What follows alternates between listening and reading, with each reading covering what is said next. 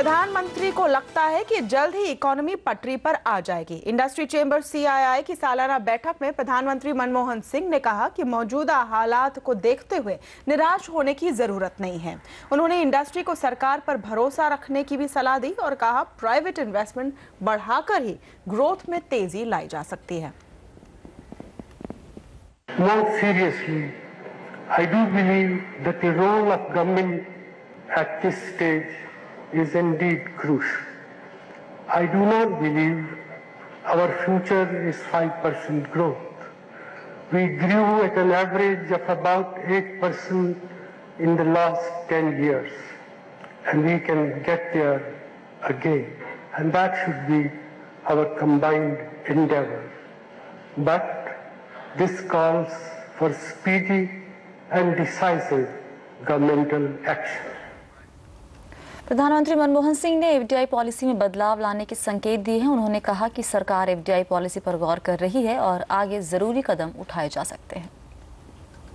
The liberalization of foreign direct investment in multi-brand retail, civil aviation and other areas are important signals. We are reviewing the foreign direct investment policy comprehensively to see what more can be done in the coming months.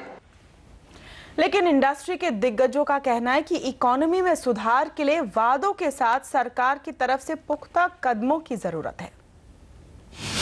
Based on last 3 years or last 12 months or 18 months, I don't think anybody who's pessimistic can be told that he's inordinately pessimistic. To say that you try to get out of pessimism and become optimist, that is correct. If we remain pessimistic, we are only hurting ourselves. We have to be optimists. तो industry का कहना है कि उसे वायदे नहीं फैसलों पर अमल चाहिए। हमारे साथ जुड़ रहे हैं सीआईआई के प्रेसिडेंट अदी गोदरेज। वो पीएम के साथ आज की बैठक में भी मौजूद थे। स्वागत है आपका सीएनबीसी आवाज पर गोदरेज साहब। आज आपने इंडियन काउंसिल बनाने का सुझाव दिया है गोदरेज साहब, जिसमें विपक्ष, सरकार और इंडस्ट्री के मेंबर शामिल हो। आपको इस काउंसिल की जरूरत क्यों महसूस हो रही है? क्योंकि क्या होना चाहिए, इकोनॉमिक ग्रोथ बहुत इम्पोर्टेंट है, सोशल एडवांसमेंट के लिए भी, इकोनॉमिक एडवांसमेंट के भी लिए और पॉवर्टी एलिविएशन के लिए। तो पॉलिटिक्स को इकोनॉमिक डेवलपमेंट के बीच में नहीं आना देना चाहिए।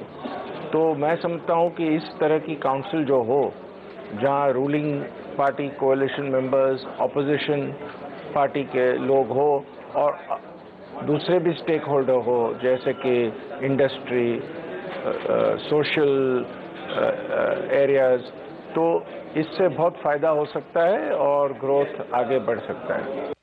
जी आदि जी, प्रधानमंत्री ने आज टाइम बाउंड मैनर में कई फैसले लेने का ऐलान भी किया है। एक इंडस्ट्रियलिस्ट के तौर पर आगे के लिए क्या संकेत मिल रहे हैं आपको इससे?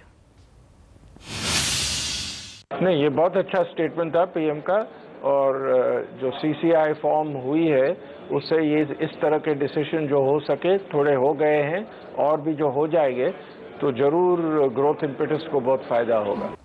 गोदरेज साहब, आपके हिसाब से सरकार को फिलहाल कौन कौन से फैसले तुरंत लेने की आवश्यकता है?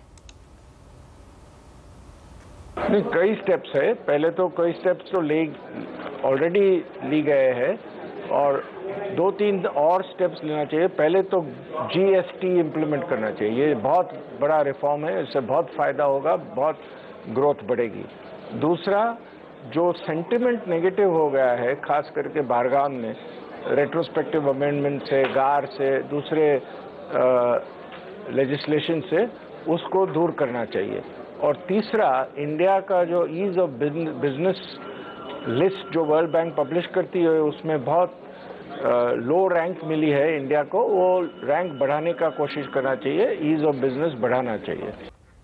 आज प्रधानमंत्री ने फिर कहा कि प्राइवेट इन्वेस्टमेंट बढ़ाने की जरूरत है। तो प्राइवेट इन्वेस्टमेंट को बढ़ाने के लिए क्या करने की जरूरत है आपके मुताबिक?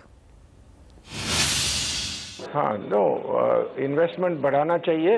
ये जो इन्वेस्टमेंट अलाउंस बजट में अनाउंस किया है उससे जरूर फायदा होगा, और मैं समझता हूँ कि जो प्रोजेक्ट जल्दी क्लियर हो गए और ये इन्वेस्टमेंट अलाउंस का जो अनाउंसमेंट आया है उससे इन्वेस्टमेंट काफ़ी बढ़ सकते हैं, जो इम्प्लीमेंटेशन अच्छा रहे।